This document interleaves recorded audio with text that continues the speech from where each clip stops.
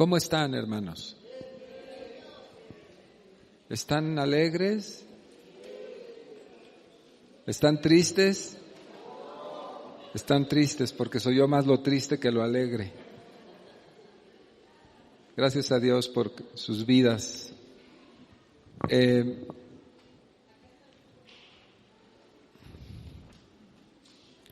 Ha sido esta una semana muy especial para mí. He estado muy activo en estos días en muchas cosas, en cuestión del ministerio, y reflexiono mucho sobre lo que Dios me ha mandado hacer a través de mi ministerio. Siempre los pastores, pienso yo que debemos estar muy alertas acerca de lo que Dios quiere y de lo que Dios hace y de lo que Dios está planeando más adelante.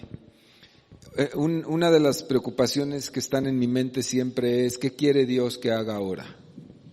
Si soy un pastor que piensa que ya la hizo o que ya hizo todo, pues ya se acabó el ministerio, ¿no? Y se paraliza la iglesia. Cuando un pastor piensa que ya todo lo hizo, está establecido y que ya nada más debe dedicarse a cosechar, se paraliza la iglesia. Igual para un líder, para cualquier líder, aunque no sea el pastor. Un líder que piensa que ya lo que hizo ya fue suficiente y que ahora hay que sentarnos a recibir las ganancias, no tiene idea de lo que de lo que realmente es el ministerio y la visión de Dios. Debemos estarnos renovando cada día. Diga renovándonos cada día. Cada día hay diferentes problemas, cada día hay diferentes circunstancias, cada día se establecen nuevos retos en nuestra vida, y si nosotros nos hemos sentado pensando que ya la hicimos porque ya estoy grande, ya nos morimos. Ya se acabó, ya no hay metas, ya no hay retos. Entonces, es muy importante entender eso. Dios siempre está activo. A lo mejor usted o yo podemos ser una persona bien pasiva, donde decimos, que pasen los años, nos hemos salido del cuadro, porque Dios no es pasivo. Dios siempre tiene cosas nuevas, Dios siempre tiene retos nuevos.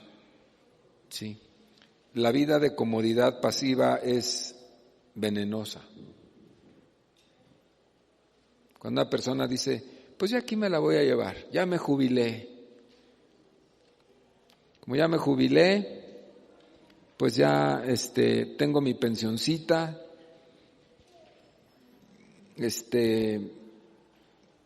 y ya yo ya lo hice, ya trabajé 30 años, ya, me porto bien. Si usted está ahí, es como un pábilo humeante, a punto de extinguirse. Sería muy triste. Perdóneme que le diga esto, pero cuando me jubilé, porque voy a hablar un poco de mí, cuando yo me jubilé, sabía que mi vida empezaba. Créamelo, no le miento. Cuando yo me jubilé del Seguro Social, trabajé 30 años casi, me faltaron 5 minutos para los 30 años, supe que mi vida empezaba. Dios ya me había librado, había redimido mi tiempo para empezar la vida de aventura, la vida de retos. Y todavía no empiezo, así me siento, como que va para arriba la cosa. Nunca se establezca. Aunque usted es una persona mayor, no se establezca, no diga, hasta aquí ya lo que hicimos, lo que falta, pues ya hay que lo hagan los jóvenes. No, espéreme. La pregunta sería, ¿usted ya hizo lo que Dios le mandó a hacer? ¿Ya lo completó? Usted ya finiquitó, cerró caja con Dios y dijo, lo que me dijiste que hiciera, ya lo hice completito, mira, aquí está. Ya lo hizo. Si no es así, usted tiene muchísimo que hacer. No se siente, no se acomode, no asuma que usted ya la hizo, porque entonces ya no la hizo. Amén. ¿Qué caras pusieron? Si vieran lo que veo desde aquí, veo a unos que dicen, di lo que quieras, nadie me va a mover. Veo otros que dicen, órale, qué padre eso que está diciendo. Así, esas caras así. Muchos mensajes dan con sus expresiones. Pero yo sé que el Espíritu de Dios se está moviendo en medio de nosotros. Así que tengo confianza en Él. No confío en usted, confío en el Señor. Aleluya. Porque si ni en mí mismo confío, hermano, yo confío en el Señor. Ya se me perdió la predicación. Dios no quiera.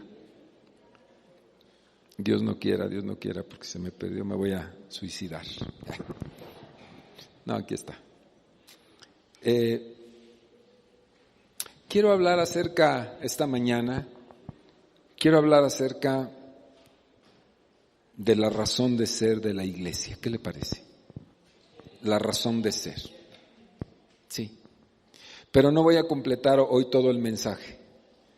Lo completaré en una o dos enseñanzas dominicales más. Pero quiero hablar de este tema, la razón de ser de la iglesia. Y yo sé que a usted esto lo va a enriquecer mucho. Vamos a empezar. Oremos.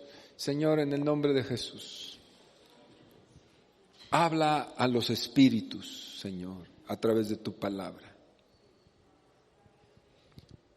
Pasa por la mente, pasa por el razonamiento, pero elévate, Señor, a los espíritus de los que me están escuchando, incluido el mío. Necesitamos oír la voz del Espíritu en nuestros espíritus, más que oír razones lógicas, congruentes, agradables o no. Necesitamos que nuestro espíritu sea impactado. Es un mensaje del Espíritu a los espíritus de estos creyentes, Padre. Lo necesitamos. En el nombre de Jesús. Amén. Amén. Bien. Quiero iniciar hablando acerca de cuáles son los motivos o cuál es la razón por la que somos iglesia. Ya sabe usted que el término iglesia es eclesia, que en términos muy generales significa una acción poco rara, ¿verdad? Que significa sacar de adentro hacia afuera algo. Eso es eclesia, ¿sí? Y esa definición habla que hace entender que de aquí, ¿verdad?, ha de salir algo hacia afuera de estas cuatro paredes que tendrá un efecto determinado en algún lugar. Más o menos sería una definición sencilla, ¿sí? Y yo descubro a través de la lectura de la palabra que la iglesia tiene dos razones centrales para existir como tal. Dos cosas. Pueden ser otras más que las podríamos enlistar, pero hay dos grandes cosas que yo descubro que la iglesia tiene como razón de ser. Una de ellas es romper el dominio y el poderío de la muerte. Y la otra es completar el trabajo reconciliador de Cristo en la tierra entre el hombre y Dios. Son los dos trabajos, son las dos razones que yo descubro como más centrales de la iglesia. Hablaré hoy de la primera, que es romper el poder, el señorío de la muerte. ¿Sobre quién? Sobre los seres humanos. Voy a hablar fundamentalmente de esos dos temas acerca de la iglesia y quiero desglosarlos porque es muy importante que usted que es iglesia sepa para qué es iglesia, por qué es iglesia, qué papel juega usted en la dinámica espiritual, en el plan de Dios, en la mente de Dios. A veces nos sucede a los ministros que decimos, a veces no siempre, a veces decimos, la iglesia es muy pasiva, la iglesia no trabaja, la iglesia como que es floja, como que no les interesa. Y somos injustos al decir eso. En primera, porque no todo el mundo es así en la iglesia, ¿sí? Y en segunda, porque si yo no me doy a la tarea de enseñárselo, que usted lo sepa, lo descubra, lo mastique, lo entienda, ¿con qué derecho voy a reclamar de usted que tenga otra actitud distinta? Que sea gente de fuego, ¿no? No se valdría. ¿Sí está de acuerdo conmigo? Sí. Yo he estado viviendo estos últimos 6 meses conviviendo con Argemiro y he descubierto en él cosas maravillosas. Es un hombre muy recomendable, muy alegre. Me gusta mucho su compañía. Hemos estado conviviendo aquí en las mañanas en la oración. Todos los días orando aquí, ¿verdad? De entre semana. Y conversamos y platicamos. Y me doy cuenta de que las cosas que le enseño, porque él está creciendo en el Señor, que las cosas que le enseño acerca de la palabra están transformando su vida. Pero él también me enseña cosas que también transforman la mía. Pero yo como su pastor veo el progreso que lleva. Entonces, la única manera es enseñando, haciendo discípulos. Por eso la intención de enseñar esto es que usted esté bien instruido, bien enseñado y se convierta en un discípulo. Usted probablemente no es un discípulo, es un creyente. Hay creyentes de 20 años, hay creyentes de 30 años que nunca han sido discípulos.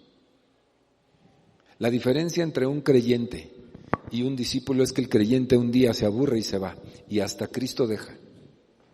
O sea, ni siquiera se va a otra iglesia, un día se aburre, dice ya son muchos años, ya me cansé, y se va y hasta el mundo regresa.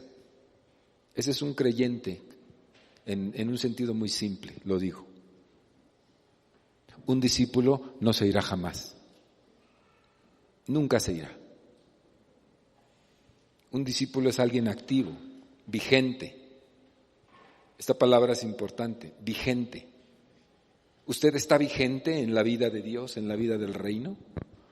¿O está en los pasivos? ¿O está en las bodegas del reino? Sí está, pero en las bodegas. ¿O usted está vigente, actualizado, activo, efervescente, lleno de fe, lleno de visiones, lleno de sueños, inquieto, emocionado? Así es como ha de estar un cristiano, emocionado, expectante, listo. ¿Qué más? ¿Qué más, Señor? ¿Sí me explico? Con ímpetu, con ganas, con deseos. ¿Contra quién más vamos, Señor? ¿A quién le vamos a partir el pastel? A ver, dime. ¿A quién tú dime, Señor? Vamos. vamos. ¿Qué más me vas a enseñar esta mañana? ¿Qué más, Señor? Esa es la actitud. Vigorosos, listos. Hay algo más, Señor. Ya todo esto ya lo viví, sale. Pero Dios es inagotable. Y el reino es inagotable. No lo acabamos, el reino. Esa es la actitud. Puede ser que en algún momento nos apachurramos, nos desinflamos, nos desanimamos, por lo que usted quiera, pero no es nuestro estilo, no es nuestro estado. Nuestro estado es siempre listo, saber qué más, qué más. Si eso no está pasando, algo está fallando y probablemente sea que no sé, que nunca me enteré o que supuestamente he oído, pero no he comprendido a profundidad la razón por la que yo soy iglesia. Y esta mañana yo quiero eliminar esa variable, ese factor, para que usted no vaya a ser que usted en algún momento dado tenga ese problema y eso es inherente a mí. No me lo enseñaste, pastor. No lo sabía. Vamos a quitar esa posibilidad. ¿Les parece bien? Sí, entonces decíamos que así gruesamente la razón de ser de la iglesia por la cual Cristo fundó la iglesia era romper el dominio, el señorío sobre la muerte que existe en la humanidad. Y la segunda cosa era completar el trabajo redentor de Cristo, reconciliador de Cristo. Hablemos del primero.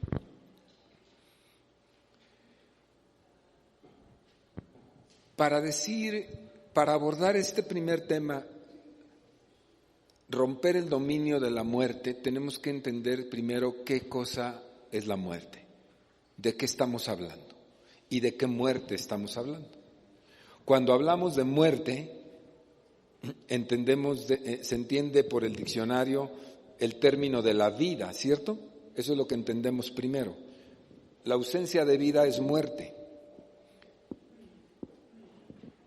Y eso lo podemos ver en los seres vivos. Cuando un ser vivo deja de vivir, válgase la redundancia, pues está muerto, ¿sí? Sin embargo, nosotros no nos vamos a referir exactamente a la muerte física. Porque créamelo, aunque usted no lo crea, la muerte física es lo menos importante.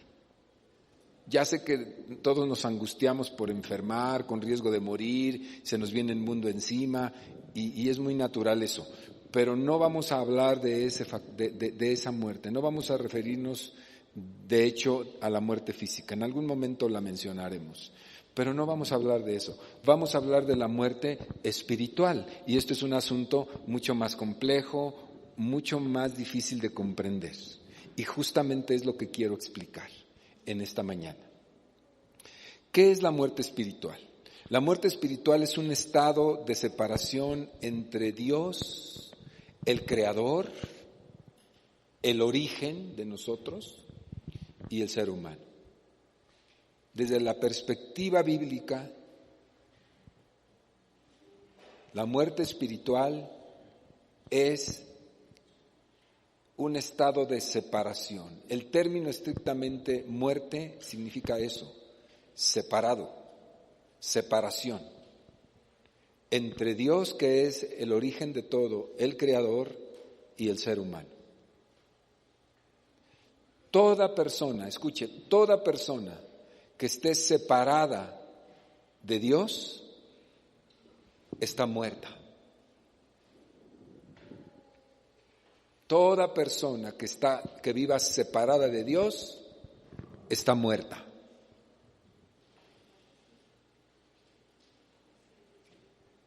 ¿Sí? ¿Sí queda claro esto? Aunque tenga religión, aunque venga aquí a la iglesia. Ay, ¿cómo, hermano?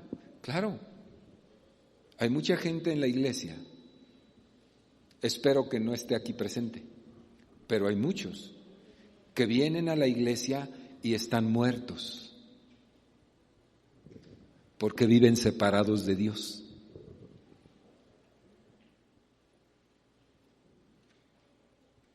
y a veces son asiduos a la iglesia y no faltan,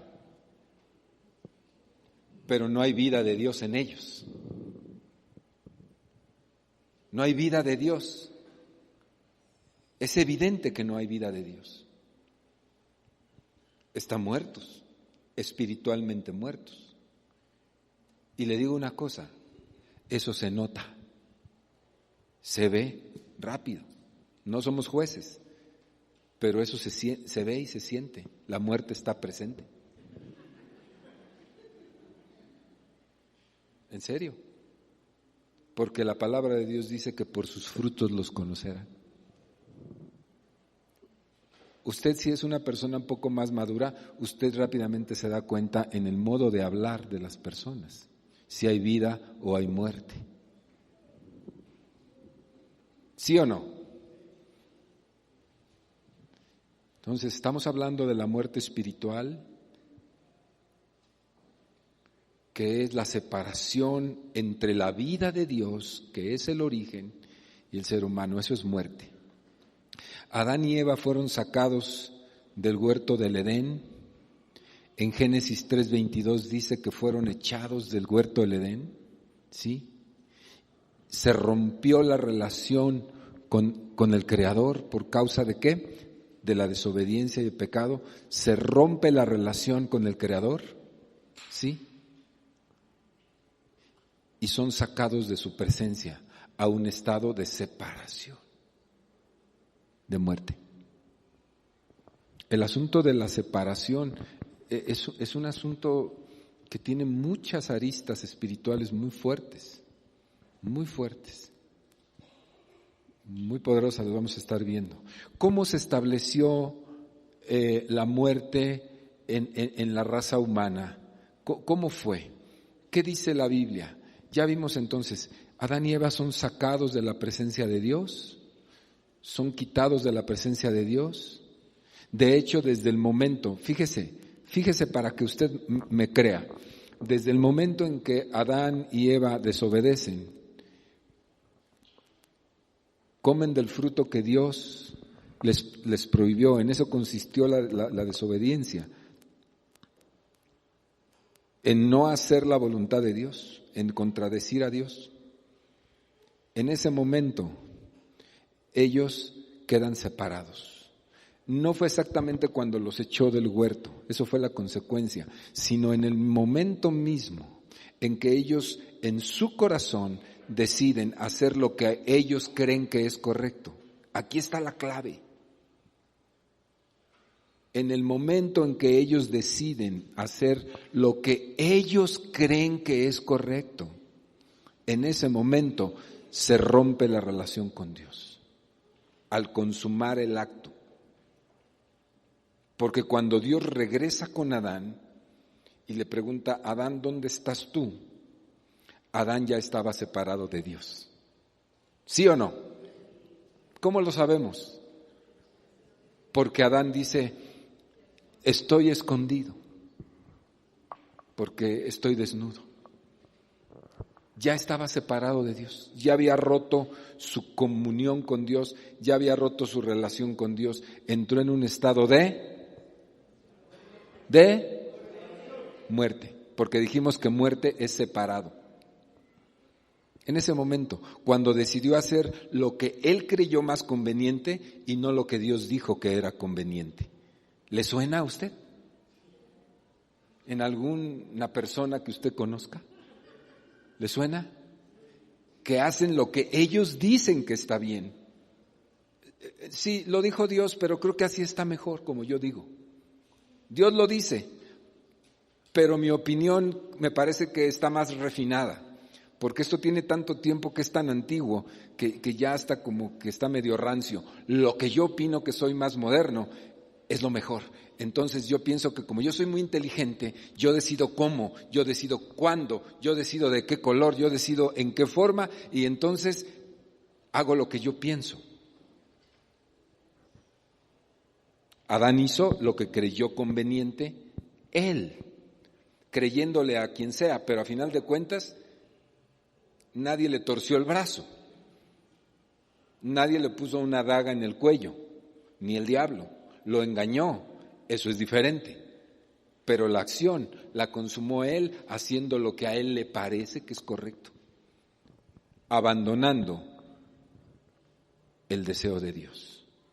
En ese momento se rompe y en ese momento, fíjese, en ese momento entra la muerte. Así entra la muerte en los hogares. Cuando alguien decide hacer lo que ella o él cree que es lo mejor, sin tomar en cuenta lo que Dios dice que es lo correcto. Pastor, ¿muerte en los hogares? Sí, muerte en los hogares. Es un principio, es un fenómeno espiritual. Bueno, ¿cómo se estableció la muerte en los seres humanos? Romanos dice, capítulo 5, versículo 12. Si le va a anotar, anótele ahí. Por tanto, dice, como el pecado entró en el mundo por un hombre, Génesis 3, y por el pecado entró la muerte. Así es como se estableció. Así es como llegó la muerte a todos los seres humanos, a usted y a mí, a todos los seres humanos. ¿Cómo llegó? Entró por un hombre, entró por Adán, por la desobediencia de Adán, sí, y con el pecado, escuche, con el pecado entró la muerte. El pecado y la muerte son dos hermanitos que vienen tomados de la mano siempre. Si hay pecado, el pecado trae consigo muerte. ¿Sí me oyen allá atrás? ¿Sí me escuchan? El pecado es el hermano gemelo de la muerte. Se lo trae siempre así, inseparables. Dice, entró el pecado, entró la muerte, siempre. Entró el pecado, entró la ausencia de Dios. Se estableció la ausencia de Dios. Por eso la ley judía decía, porque la paga del pecado es muerte, pero la dádiva de Dios es vida eterna en Cristo Jesús. Sí. Entonces, ¿cómo se estableció? Así se estableció. Por un hombre entra el pecado y les toca a todos los descendientes de este hombre que han ejercido el pecado en sus vidas. Y entonces todos los hombres se ven sujetos a muerte, a separación. Así vivimos usted y yo, no se me asombre. Vivimos separados de Dios en otro tiempo, haciendo nuestra voluntad, haciendo lo que queríamos. Dios está para la iglesia, los viejitos y los niños. Dios es una religión. Así se vivió, así estuvimos nosotros. No se asuste ni se asombre. Esa fue la manera en que nosotros ejercimos la vida. Sin Dios. Viene otra pregunta. ¿Cómo es que la muerte tiene dominio sobre la humanidad? ¿Cómo es que la muerte domina sobre la humanidad? A ver, explíquenmelo, barájenmela más despacio.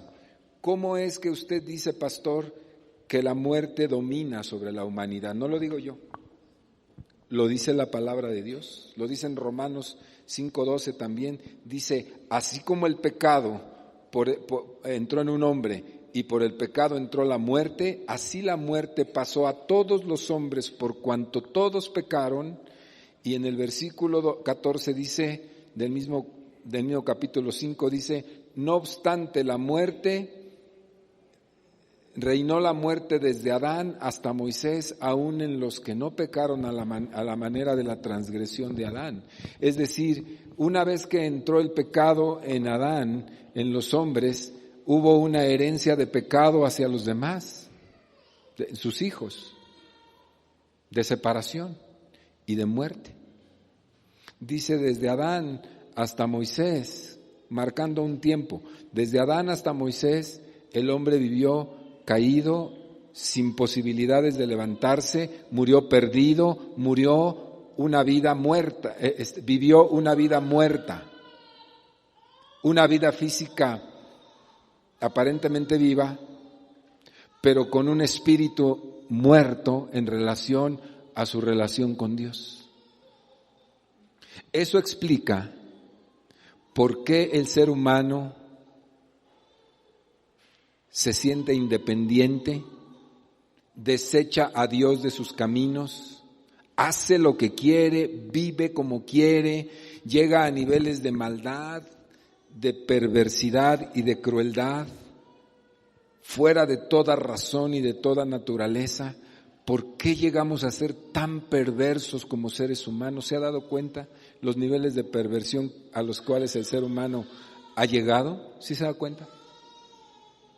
Yo no sé si usted lo sabe o no,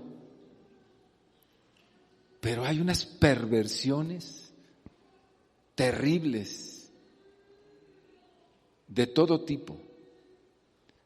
¿Cómo entender en una mente sana, razonable, que un hombre se dedique, por ejemplo, a ofertar sus servicios para descuartizar seres humanos, meterlos a un balde grandote, una tina grandota y hervirla y hacerla como pozole? Les llaman los pozoleros, para después desintegrar su carne y desaparecerla y sus huesos. A eso se dedica, ese es su trabajo. Y ganan millones y millones de pesos. Esos están aquí en México, más cerca de lo que usted cree. ¿En qué mente puede caber eso? Solamente en una mente, en un cerebro, en una conciencia, ¿sí?, que vive en absoluta oscuridad, es decir, con ausencia de Dios.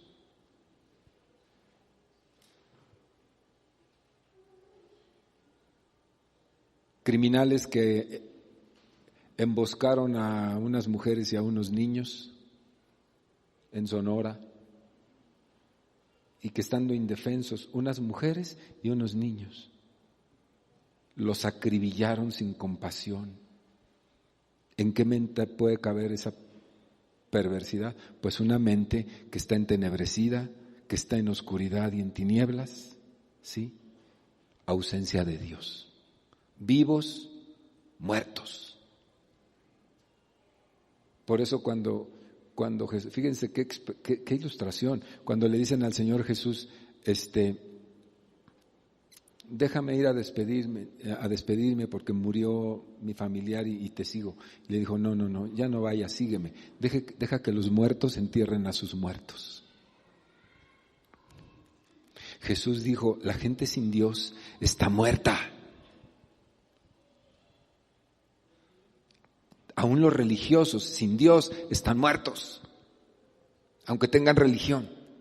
Su espíritu está muerto por cuanto Dios no tiene vida en ellos. Me voy explicando, voy paso a pasito, tratando de explicarle a usted qué significa esto. Así dice, la muerte pasó a todos los hombres por cuanto todos pecaron. Ninguno de nosotros podemos decir, pues yo soy una víctima de Adán, porque Adán pecó y pues qué mala onda porque me cayó y entonces soy pecador. Pues no. Sería algo muy, muy profundo explicar que usted estaba pecando en Adán cuando él pecó y en Eva. Usted y yo estábamos ahí, en sus lomos, dice, en sus genes. Los antiguos no sabían cómo explicarlo y decían en sus lomos, pero en realidad estábamos en sus genes. Y nosotros estábamos pecando en Adán. Y cuando se nos dio la oportunidad ya en este tiempo, nosotros ligeritos ejercimos el pecado, sin ningún problema. Lo ejercimos y somos transgresores y el pecado nos alcanzó. Eso es lo que dice el texto. Y dice, y no pecamos quizás a la manera en que Adán lo hizo, lo hicimos peor.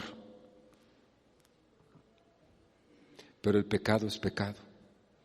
A través de comerse un fruto o a través de violar 100 niñas, o a través de hacer pozole de los seres humanos, o a través de acribillar, o a través de envenenar a la gente, o a través de todo lo que se hace, el estado de pecado es igual. No se califica la magnitud de las sanciones, se califica el corazón en su estado de rebeldía para con Dios. Esta semana el Señor, haga de cuenta que me senté, perdón que vaya a decir esto, a lo mejor le parece muy exagerado, no sé cómo le pueda parecer. No se duerman, por favor. Si se está durmiendo alguien, denle un codazo. Esto es muy importante. Estaba orando y veía el trono de Dios, o lo intentaba imaginar, pero el trono del juicio, del día del juicio, el trono blanco. Y le preguntaba yo al Señor, lo platicamos, ¿verdad? Le preguntaba yo al Señor, Señor, ¿qué es lo que vas a juzgar de los hombres? Porque la Biblia dice que serán sus obras pasadas, ¿verdad? Y evaluadas. Y yo le dije, realmente son las obras. Y oraba yo en mi personal reflexión y Dios me dijo, sencillamente me dijo, no son las obras lo que voy a juzgar. Habrá hombres que hicieron muchas cosas muy malas y serán salvos. Que hicieron más cosas malas que otros y serán salvos. Yo dije, ¿cómo? Porque no es las obras lo que voy a juzgar.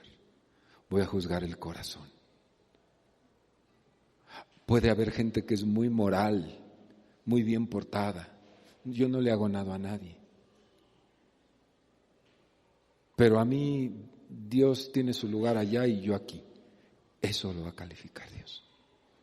Quizás un hombre fue terrible, pero un día entendió que Dios era la única manera de ser salvado. Y le dijo, por favor, ten misericordia de mí, perdóname. Mira, tengo esta montaña de obras perversas. Y Dios le dice, si te arrepientes, yo te perdono, irás conmigo al cielo. Imagínate, pues, Dios califica el corazón. Es la actitud del corazón. Me reveló más. Me dijo, en realidad lo que voy a juzgar en el trono blanco es la imitación del pecado del diablo, o sea, la soberbia. Ese es el punto. Dios va a juzgar la soberbia, esa soberbia que no me permitió ver a Cristo, esa soberbia que me dijo, yo lo hago como yo quiero, yo no necesito a Dios, soy autosuficiente, como yo quiero hacerlo, así lo hago. Esa soberbia es la que yo juzgaré el gran día del trono.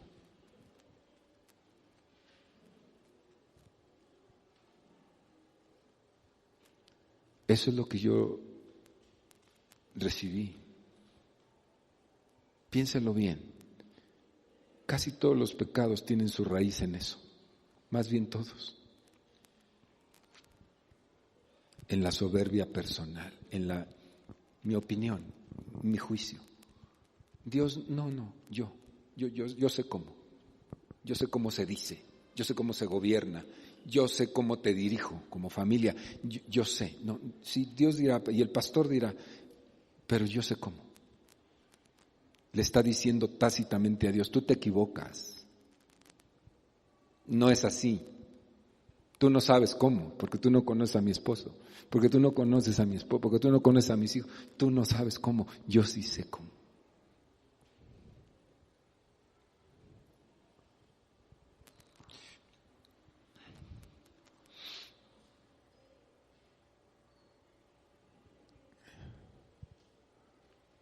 Este asunto nos involucra a todos. Fíjese lo que dice Efesios 2, versículo 1 al 3, dice, y Él nos dio vida a nosotros, a vosotros, dice, cuando estabais muertos. Si usted ve el versículo, es en el versículo 1 del capítulo 2 de Efesios. Dice, nos dio vida cuando estábamos muertos en nuestros delitos y pecados. Hasta allá se fue a meter Dios para traernos de esa condición. ¿Te acuerdas? ¿Te acuerdas? Yo sí me acuerdo. Y no se me puede olvidar. Hasta allá fue por nosotros. Dice, cuando estábamos muertos en nuestros delitos y pecados. De allá nos trajo. De allá te trajo. Si es que estás de este lado. Espero que así sea. Espero que no estés todavía allá metido en una iglesia cristiana. Eso espero.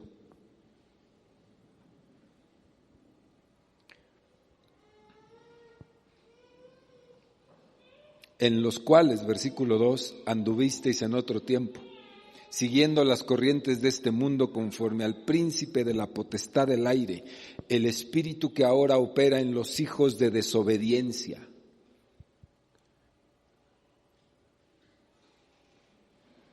Hay un espíritu que opera, aquí está el texto, en los hijos de desobediencia. No nada más es tu carnalidad caída, tu humanidad caída que se mueve en la carnalidad, sino que de la mano de eso operan espíritus para que continúes viviendo en el error, en la rebeldía, en la desobediencia. Hay espíritus operando, favoreciendo esa condición de naturaleza caída, favoreciendo esa oscuridad, favoreciendo, protegiendo que esa oscuridad no sea quitada, para que continúes viviendo en muerte, alejado de Dios.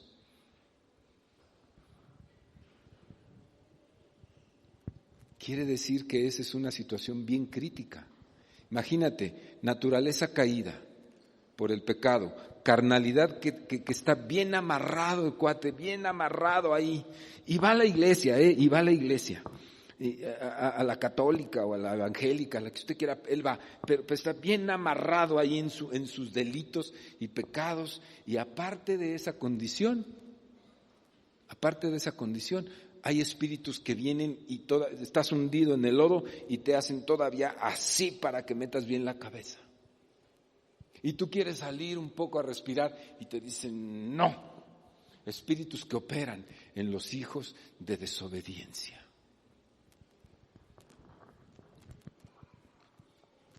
O sea que es una dualidad muy perversa y tremenda. Versículo 3, entre los cuales también todos nosotros vivimos en otro tiempo, es la verdad. Así vivimos en otro tiempo. Me suena mucho en mi mente lo que dice Ezequiel Bustos, hermano teólogo. Dice, entre la cristiandad hay, ¿cómo dice?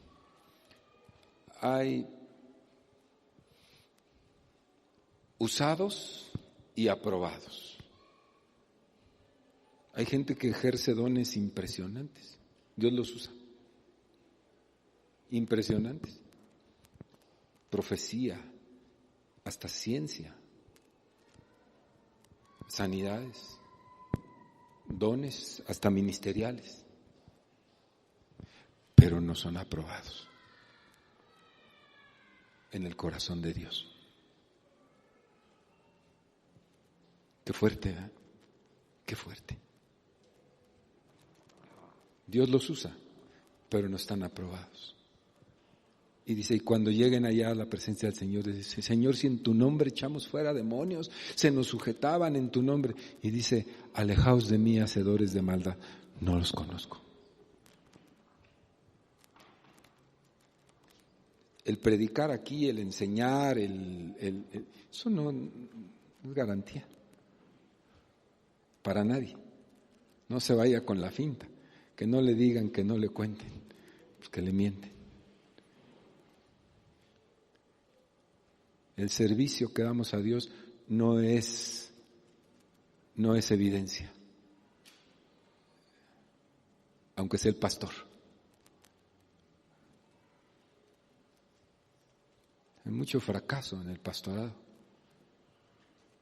Mucho fracaso en el pastorado. Por las vidas de las familias. No por lo que hace aquí litúrgicamente. Esa es la evidencia, el fracaso. Lo digo con temor y temblor, soy pastor, soy sujeto a carne, con temor y temblor. Por eso nos cuidamos lo más que podemos y rogamos a Dios que nunca la soberbia se suba a nuestra cabeza, es nuestra lucha. Cuidado que se nos suba, estamos perdidos. Pensando que la obra que hicimos en la tierra, en la iglesia, es nuestra corona. Nuestra corona está aquí, será juzgada. Nuestra corona la llevamos aquí, será juzgada, aunque nadie nos conozca. Dios nos conoce, será juzgada. ¿Lo entienden los líderes? ¿Entienden los líderes lo que estoy diciendo? Ese es para ustedes y para mí. Muy importante.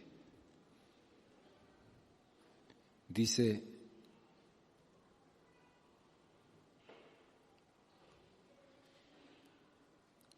entre los cuales estabais vosotros y nosotros, y lo vivimos, en los deseos de nuestra carne, haciendo la voluntad de la carne. Estoy en el versículo 3 de Efesios 2. Haciendo la voluntad de la carne y de los pensamientos. Y éramos por naturaleza hijos de ira, lo mismo que todos los demás. Ahí está, léalo, por favor. Eso éramos. ¿Por qué? Porque vivíamos en muerte, sin Dios. Dios no pintaba, no contaba en nuestra vida. Ahora, ¿quién puede romper esta condición? ¿Quién puede romper esta condición? Estamos condenados entonces. Viviendo en esa condición, ¿quién puede romper? Nadie. Nadie sobre la tierra. Absolutamente nadie. Si usted tal vez se empieza a ubicar en esa situación, déjeme decirle, nadie en el mundo le puede ayudar. Nadie. Nada le puede ayudar en el mundo. Ninguna filosofía. Ninguna. Ni la metafísica, ni el budismo, ni la religión cristiana no le puede ayudar. No estrictamente. El único que puede ayudarlo es Dios. Y le tengo una buena noticia. Dios ya lo dispuso todo para que usted salga de esa condición de muerte. Completito.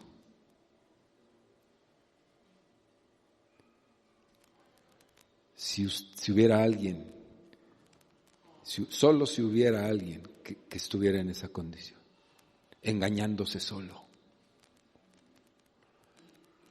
pensando que su membresía en esta iglesia y sus muchas obras ya lo tienen del otro lado, cuidado con eso.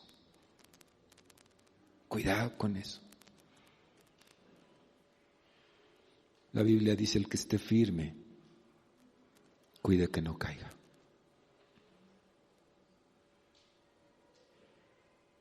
Muy importante esto, muy importante. ¿Quién te puede ayudar? ¿Quién puede romper esa condición? Nadie. Solamente Dios, a través de Cristo y su obra en la cruz. Alguien siempre me dice, es que ¿por qué dices que los judíos no se van a salvar si los judíos son el pueblo de Dios y ellos tienen un juicio diferente? Yo lo único que leo en la Biblia es que el judío que no reciba a Cristo se irá al infierno. Eso es lo que yo leo. Eso yo lo leo. Se los dijo un judío llamado Pablo a sus propios hermanos judíos.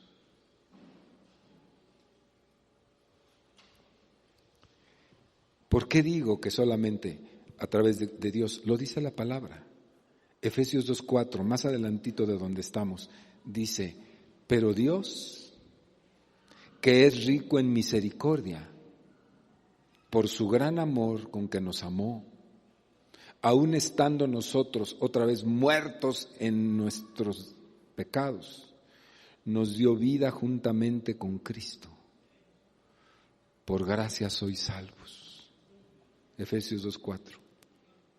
En Hebreos 12:14 dice, así que por cuanto los hijos participaron de carne y sangre, Él también participó de lo mismo, para destruir por medio de la muerte de Cristo al que tenía el imperio de la muerte, esto es, al diablo, y librar a todos los que por el poder de la muerte estaban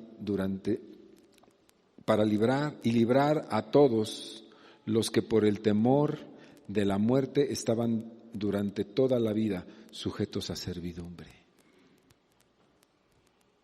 2 versículos contundentes.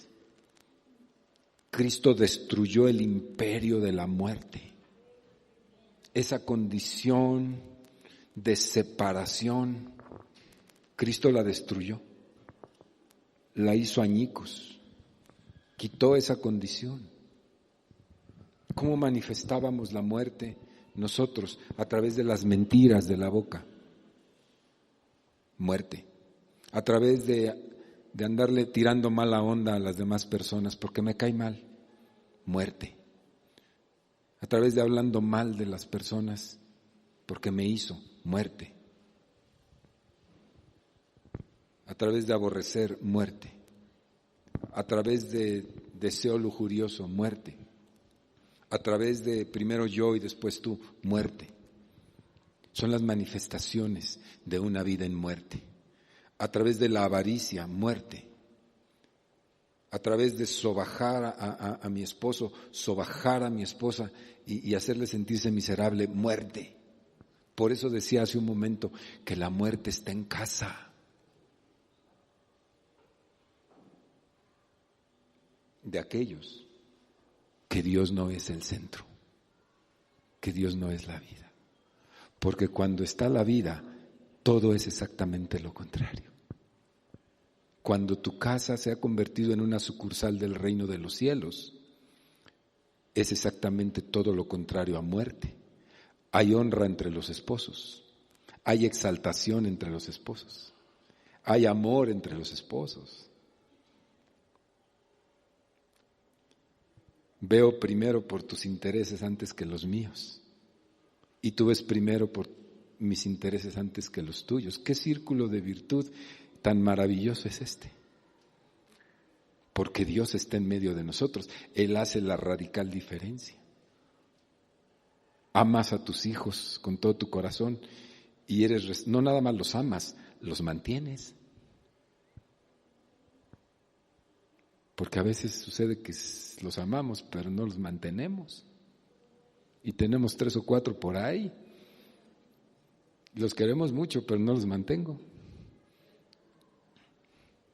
Un hombre le decía a mi papá una vez, le dijo, no, don Luis, yo tengo muchos hijos. Tengo unos acá y acá, y como que le presumía. Y mi papá, con su característica manera de ser, le dice, ¿y cómo le haces para mantenerlos a todos? ¿Qué pasó? ¿No? Cuando Dios está en nosotros, amamos nuestros hijos y los mantenemos y les damos y los sustentamos y los abrazamos y los amamos. Vemos por ellos, por sus necesidades y nos quitamos la camisa, hasta la vida damos por ellos, ¿sí o no? Así es en el reino de Dios, una familia. No nos maldecimos. En nuestra casa, de los que Dios llegó y quitó la muerte, no hay maldiciones. No decimos groserías. Ahí les va, esa no les va a gustar. Pero eso es muerte, créamelo. No somos asustados, las decíamos, las conocemos. Pero decir groserías es maldecir y eso es muerte. No maldigo a mis hijas, nunca, jamás. Eso no existe en casa porque la vida de Dios quitó la muerte entre nosotros. Nunca, no hablo mal de mis hijas, ellas no hablan mal de mí, no me tiran mala onda. Mi esposa no hace alianza con mis hijas para pegarme a mí. Nunca, jamás, no las utiliza. para hacerme daño, jamás, porque vivimos la vida de un Dios al cual le creemos, porque Él habla seriamente. No hay muerte en casa, no hay muerte en casa. División es muerte, es separación. ¿Quiere que le siga? No, ¿verdad? Se oye muy feo, ¿no? Es muerte. En una iglesia como esta, no hablamos mal de los demás, porque no tenemos muerte en la boca. Yo no hablo mal de Lulú, porque yo estoy puesto en Dios para dar vida con mi boca. Si voy a hablar algo de Lulú, hablaré de ella con bien, lo mejor de ella. Lo que no me guste de ella es asunto de ella y de Dios, no es mío. Mi boca nunca hablará mal, aunque yo viera cosas que no me gustaran de Lulú. Yo no soy quien, porque soy un hombre del cielo, soy un hombre de Dios, soy un hombre de vida, soy un hombre redimido por Dios. Sí.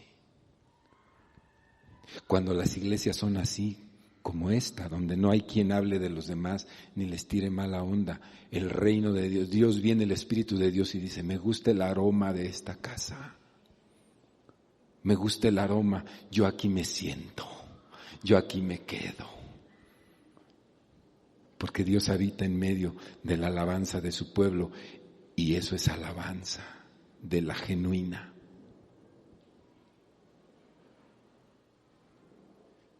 No se habla de los líderes, ni los líderes hablan de los pequeños, porque somos de Dios y hay vida en medio de nosotros. Se pide perdón.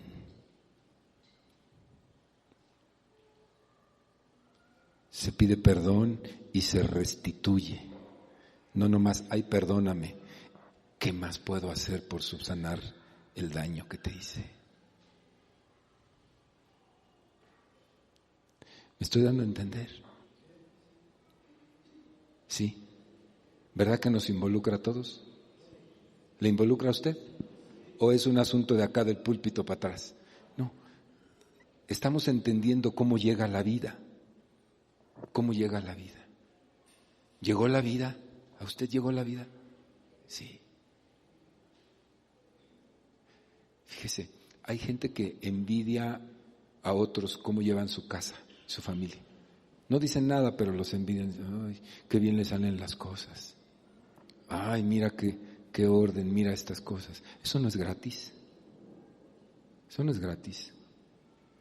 Ha costado doblar la cerviz, humillarse delante de Dios y decir, yo no soy el que manda aquí, tú eres el que manda, Señor. No es gratis. Usted nunca envidia a alguien que le ve que ahí la lleva y que va armonizando su familia y que dice, mira qué bien viven, mejor imítele. Ustedes sí, porque ustedes son pastores.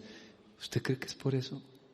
O ustedes porque son líderes de alto nivel, ustedes pues andan re bien y les va re bien, están bien casados y todo. Y bueno, ¿y usted no podría corregirse y hacer lo mismo?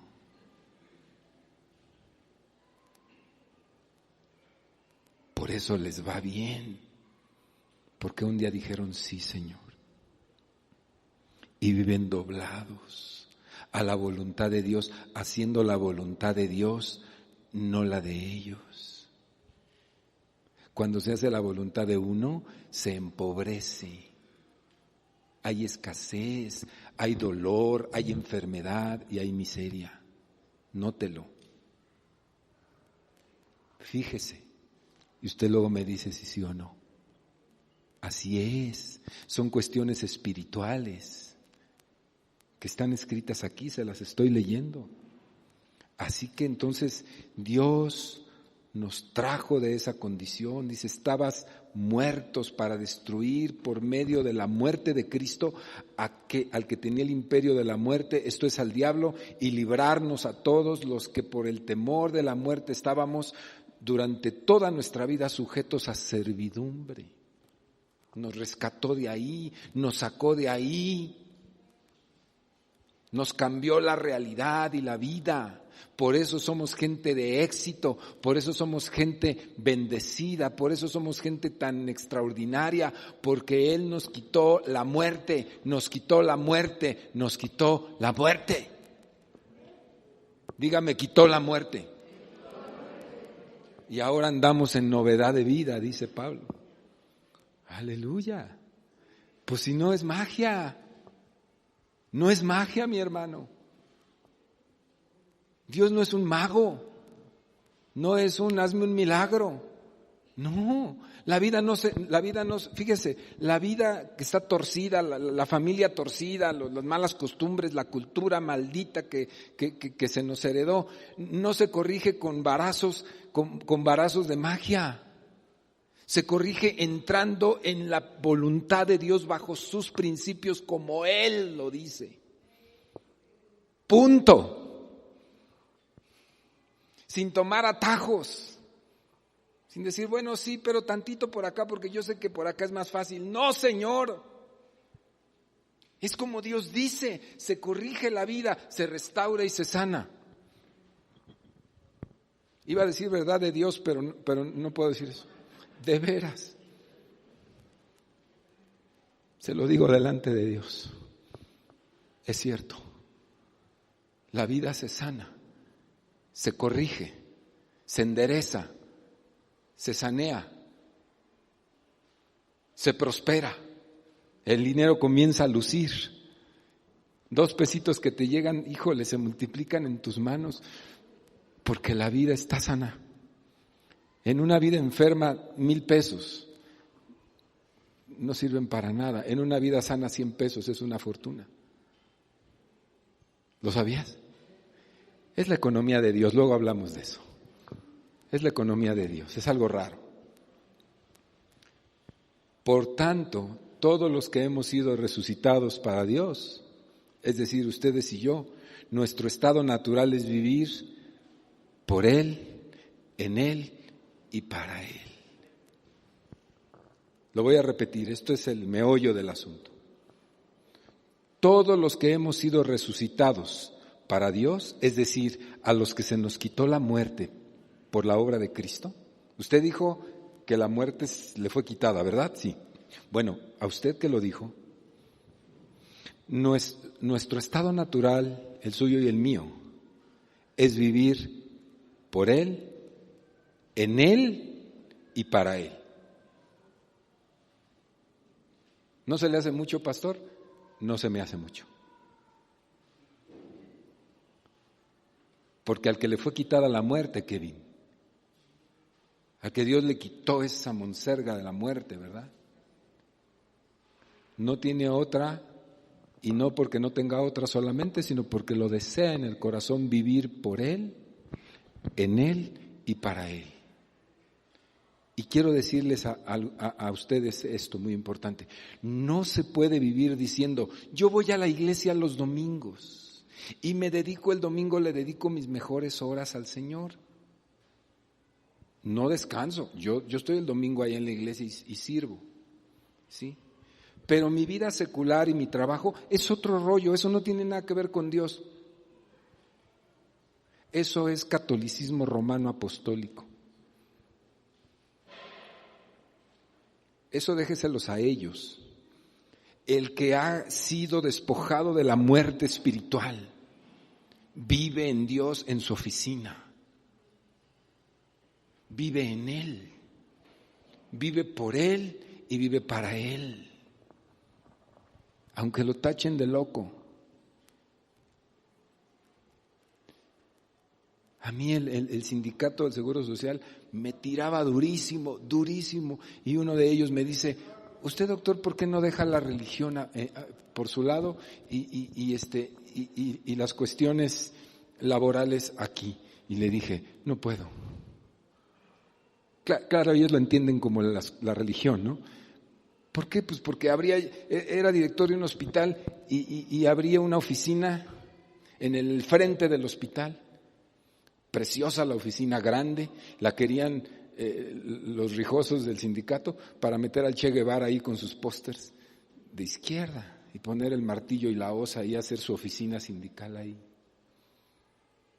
enfrente del hospital, o sea, en las oficinas frontales del hospital, tan bonito que quedó. ¿Tú crees que yo iba a permitir eso? Habría una oficina y se las di a las promotoras voluntarias, que todas eran cristianas, todas, yo las metí, eran cristianas. Y yo llegaba a esa oficina todos los días, me metía y ya estaban listas a las 7 de la mañana y decían: ¿qué se ofrece, doctor? Se ofrece que oren por mí porque tengo una junta pesadísima en esta ocasión. Oren por mí. Claro que sí. ¿Por qué más, pastor? Pues oren por todo, oren por el hospital. Y oraban por mí todos los días. Yo me bajaba de mi coche, pasaba a la oficina y oraban por mí todos los días. Esas gentes que Dios me permitió meter ahí, que trabajaban, todos cristianos, oraban por los enfermos y los agónicos, y los que estaban yéndose al infierno, les llevaban el mensaje del evangelio en la misma cama de la muerte, les decían: recibe a Cristo, recibe a Cristo. Y los rescataban, no a todos, pero a los que se arrepentían sí.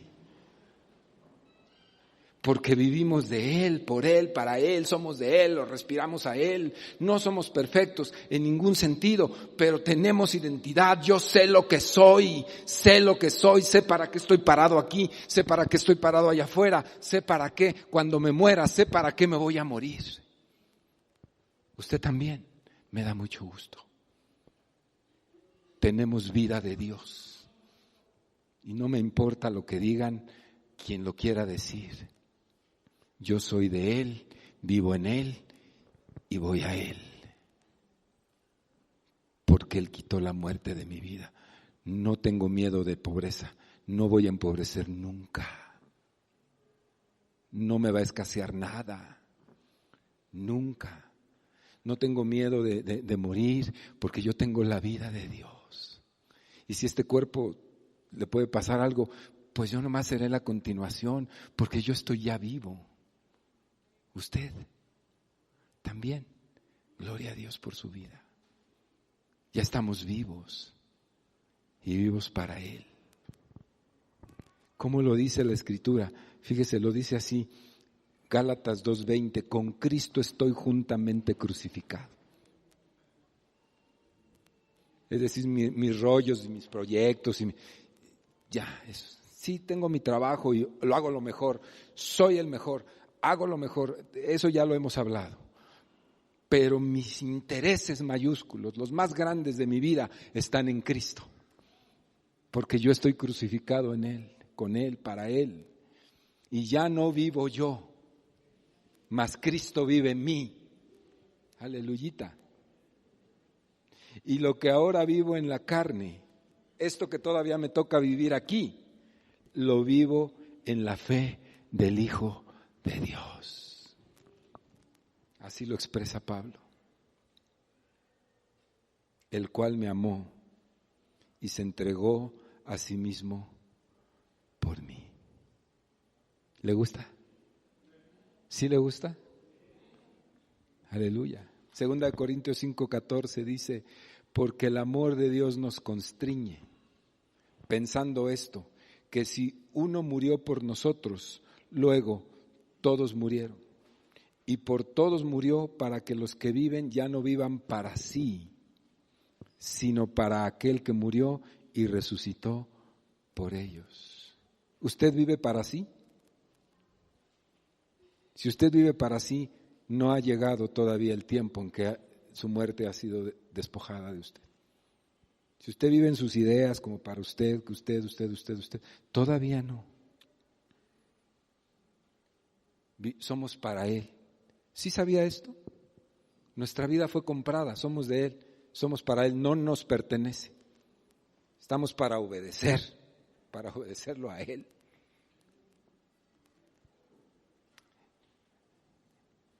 Ya voy a acabar. No se me angustie. Por eso, cuando el Señor declara a Pedro, Mateo 16:18, yo también te digo, Pedro, tú eres Pedro y sobre esta roca edificaré mi iglesia y las puertas del Hades no prevalecerán contra ella. Está hablando de la iglesia.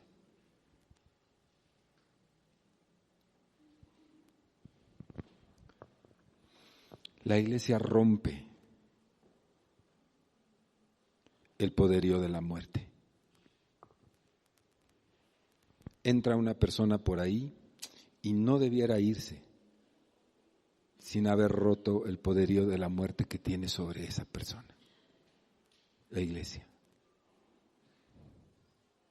Pero si la iglesia está atada, sin vida, si las personas de la iglesia están atadas y sin vida, pues nadie puede dar lo que no tiene. Es un principio básico, ¿cierto? ¿Cómo puedo darle vida yo a una persona si yo no la tengo? ¿Cómo puedo compartirle a una persona el mensaje de Cristo si yo ni lo creo, si no lo he entendido, si no lo tengo? ¿Cómo?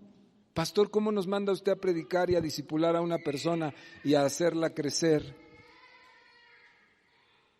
Si yo no tengo, si ni siquiera lo he experimentado yo, ni ganas me dan. Yo siento que no me está hablando a mí, le está hablando al de al lado, no es conmigo el asunto. Porque yo no he experimentado la vida de Dios, por tanto no tengo nada que decirle.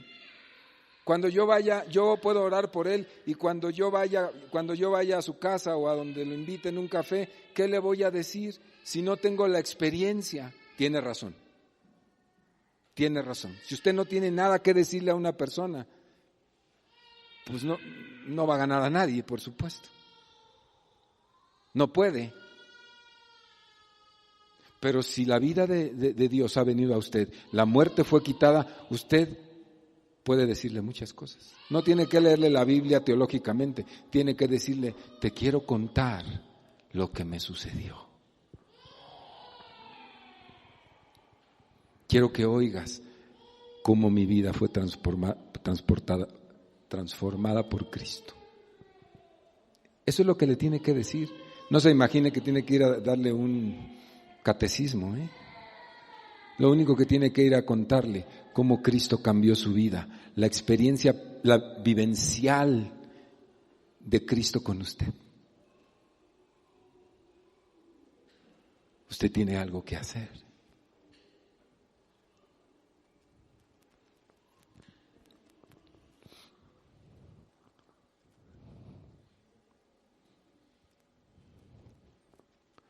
La iglesia está puesta para ir a destruir el imperio de la muerte. No, eso ya lo hizo Cristo, para ir a romper el poderío de la muerte sobre los que no tienen a Cristo, sobre los que no lo tienen. ¿Usted ya pensó en alguien? Cristo dice, estableceré mi iglesia y las puertas del Hades, que es el infierno, es decir, las puertas de la muerte, no podrán prevalecer contra ella. Está hablando de dos cosas. Está hablando, una, que hay un lugar que tiene puertas, que es la muerte, y que tiene cautivos a todos aquellos que no tienen a Dios.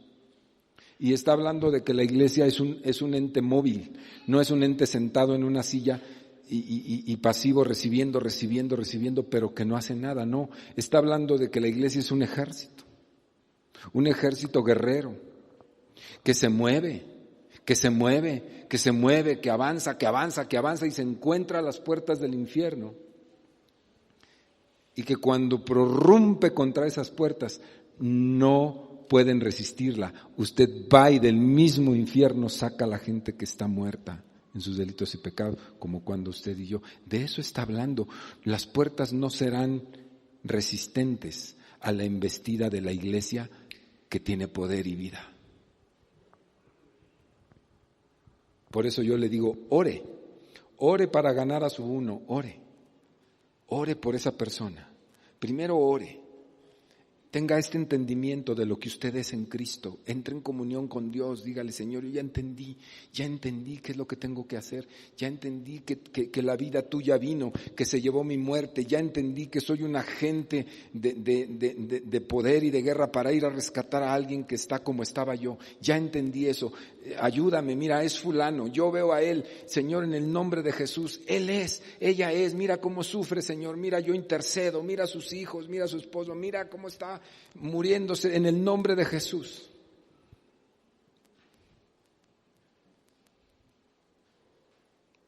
Y cuando usted va, ya lleva ganada la batalla, porque usted es iglesia. Y contra la iglesia, las puertas de la muerte no prevalecerán. Romperá la muerte de esa persona. La desarraigará en el nombre de Jesús por su Espíritu. Sí. Sí.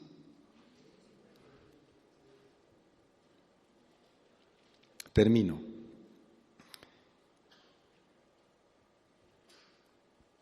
La muerte ya no tendrá dominio sobre la gente si tú intervienes. Qué práctico. Si tú intervienes, la gente, tus amigos, las personas, ya no estarán dominadas por la muerte. Si tú intervienes. Si no intervienes, continuarán. Pero si tú intervienes, la vida llegará a ellos. Eso no depende de Dios, depende de ti. Dios ya lo dispuso, Dios ya te equipó, ya te dio poder. Toda potestad me es dada, por tanto vayan. Depende de ti. Tú decides si lo haces o no. Nadie aquí diga, para mí no es. Yo me siento hasta atrás o me siento en medio. No es para mí, es para 100%, para todos y cada uno. Todos estamos habilitados para eso, porque tenemos la vida de Cristo.